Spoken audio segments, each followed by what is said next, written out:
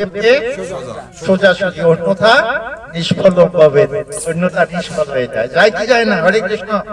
তাই আমাদের এগুলো জেনে আমাদের কাজ করতে হবে। শাস্ত্রে বলেছে ভগবানকে যদি একটা প্রণাম করা হয় শুদ্ধ ভক্তি সহকারে, তাহলে এগুলো বৃন্দাবনে চলে যাওয়া যায়।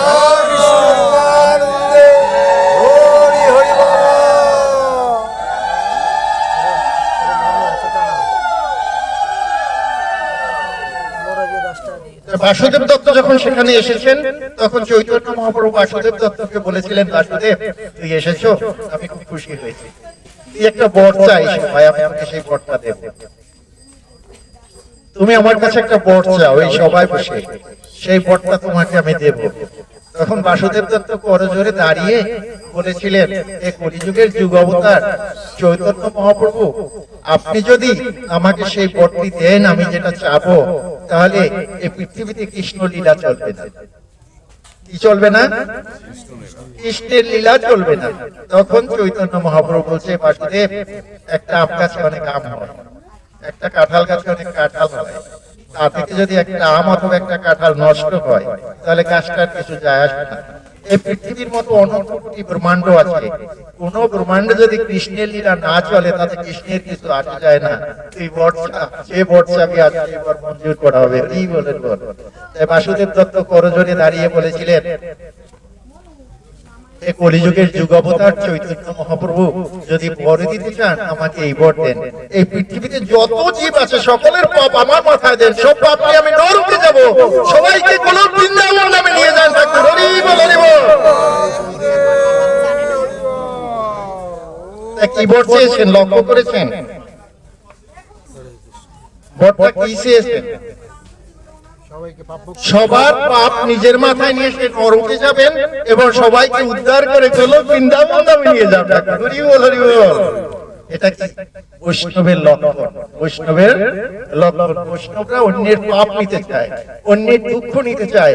তাই তো প্রভুপাদ 70 বছর বয়সে সমস্ত পৃথিবী ভ্রমণ করে জগৎ জীবকে কি করেছেন?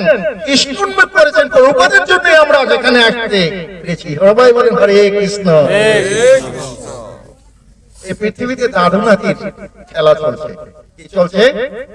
দাদু নাতি। যদি আপনি দেখেন ভাগবত থেকে, পরীক্ষিত মহারাজ নাতি, নাতি কি না? অর্জুন দাদু।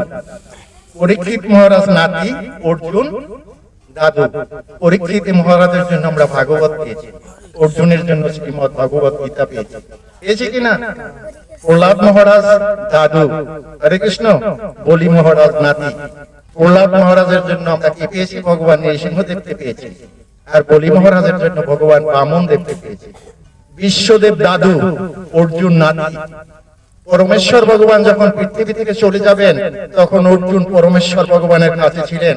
আর বিশ্বদেব যখন পৃথিবী থেকে চলে যাবেন, তখন পরমেশ্বর ভগবান শ্রীকৃষ্ণ বিশ্বর সামনে ছিলেন। শ্রী শ্রী নিতাই গৌর সীতানাথ পরমানন্দে।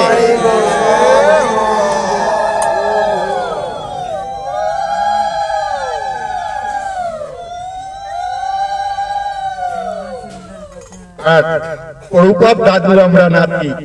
তাই প্রভুপাদের কারণে আপনাদের এই হরে কৃষ্ণ কাছে আসার আমার সৌভাগ্য হয়েছে, নাইলে আমি অত হয়ে যেতাম। সবাই জোরে বলেন হরে কৃষ্ণ। তাই গৌর গোবিন্দ ভক্তগণ, আমি সুখী বা আমি খুশি আপনারা এই ভাগবত অনুষ্ঠান আয়োজন করার জন্য। শাস্ত্রে বলেছে যারা ভাগবতের আয়োজন করে, ভাগবত অনুষ্ঠান করে, ভগবান তাদের সুরক্ষা দিয়ে এগুলো বৃন্দাবন ধামে নিয়ে যায়। আমি ধন্যবাদ জানাই যারা এই ভাগবতের আয়োজন করেছেন সেই কমিটি বর্গকে। হরে কৃষ্ণ।